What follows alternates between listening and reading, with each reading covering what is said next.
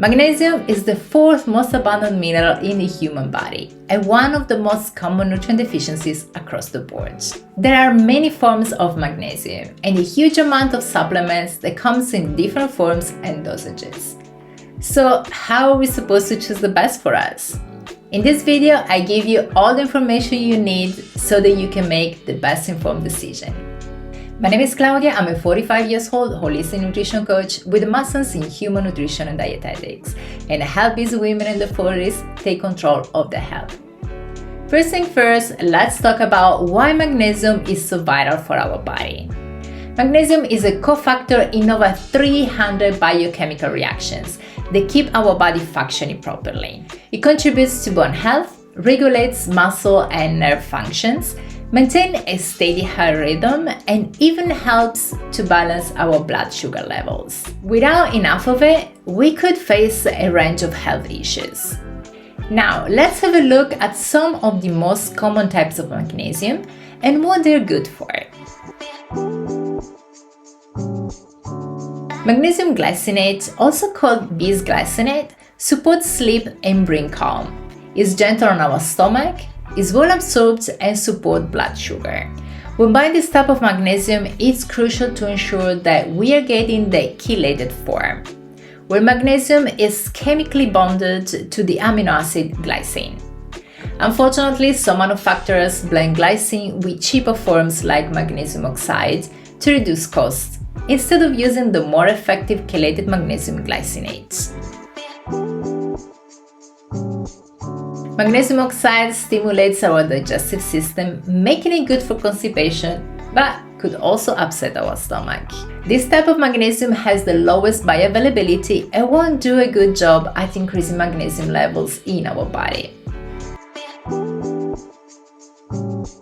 Magnesium citrate supports regular digestion and loosens stools, and it sees on the stomach the magnesium oxide. It's good to prevent headaches and is easily absorbed. Some people report it to be good for nocturnal leg cramps. Magnesium sulfate is used topically and it's found in Epsom salts. It's known to ease muscle aches and cramps. Magnesium carbonate has poor absorption and it's used as antacid. Magnesium threonate, also called L-threonate, is the only type of magnesium that can cross the blood-brain barrier. For that reason, it's known to support brain function and moods, and it helps with depression, anxiety, memory, and cognitive function. It's a type of magnesium that's easily absorbed by our body, and it's usually more expensive than other types. Magnesium malate improves energy and muscle pain and can improve stamina. It's an anti-inflammatory and helps in case of chronic fatigue. Magnesium orotate penetrates the cells deeply into the mitochondria. It's often used by athletes and it's known to increase energy levels. It's also one of the more expensive types of magnesium. Magnesium taurate is known to regulate blood sugar and blood pressure, and it's often recommended for diabetics. I've mentioned absorption and laxative effects for some of the magnesium we have just talked about, but I think it would make things clearer if we divide them by category. Magnesium with best absorption and minimal laxative effects are magnesium glycinate, threonate, glycerophosphate. Those that are easily absorbed and that might have laxative effects are magnesium citrate, chloride, gluconate, aspartate, and lactate. The types of magnesium that are not well absorbed and have laxative effects are hydroxide, oxide, and sulfate. The recommended dose of magnesium can vary depending on age, gender, and specific health requirements. Generally, adult men require about 400 to 420 milligrams per day, while women need 310 to 320 milligrams. If you are keeping a varied diet with foods containing magnesium, supplementation can be around 100 to 200 milligrams of elemental magnesium, which refers to the actual amount of magnesium present in the supplements. So make sure to always read the labels.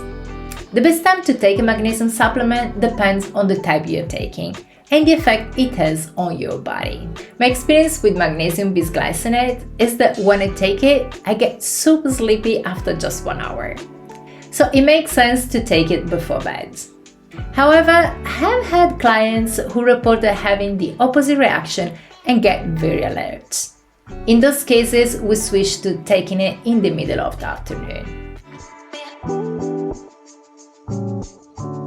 When we test our magnesium levels with the normal blood test, a healthy range would be between 0.75 to 0.95 millimoles per liter. However, the common blood test for magnesium deficiency measures magnesium levels in the serum, so the liquid parts of blood. This way of testing, though, can't accurately reflect the total amount of magnesium our body is holding on to. You see, 60% of magnesium in our body is stored in our bones, 39% in our cells, and only 1% is found in the bloodstream. A different type of magnesium test is the red blood cells test. That, as the name says, measures magnesium within red blood cells, giving a better assessment of the body's magnesium status. But let's be honest, it's still not complete. A urinary test over 24 hours period is a better way to detect magnesium deficiency. This is because when someone has a magnesium deficiency, they tend to hold onto what little magnesium they do have, which can lead to even lower levels being excreted through urination. Of course, supplements aren't the only way to boost our magnesium intake. Nature has provided us with plenty of magnesium-rich foods, the best being those coming from plants. Here is a list of the best sources.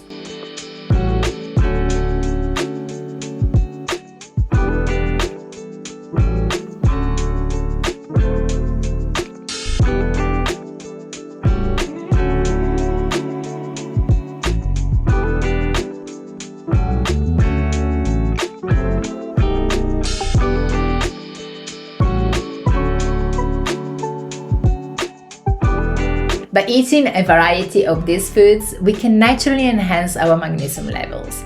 But as we can see, it's not that easy to reach the 100% recommended daily value, so it's always advisable to supplement. Now, could supplementing be dangerous? Magnesium toxicity is rare when obtained from food sources, as the kidney efficiently eliminates excess magnesium through urine. However, prolonged use of high-dose magnesium supplements can lead to toxic effects.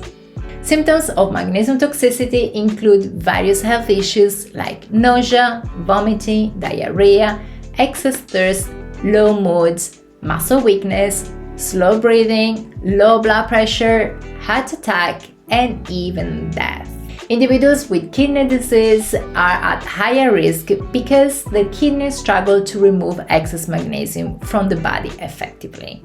Regarding magnesium citrates, this can increase the absorption of aluminum from other medications and foods. Aluminum has also been associated with neurodegenerative diseases like Alzheimer's. Avoid taking magnesium citrates at the same time as aluminum-containing medications, such as antacids like Maalox. Magnesium supplements can interact with a range of medications. That's why it's crucial to consult with a physician before starting a magnesium supplement.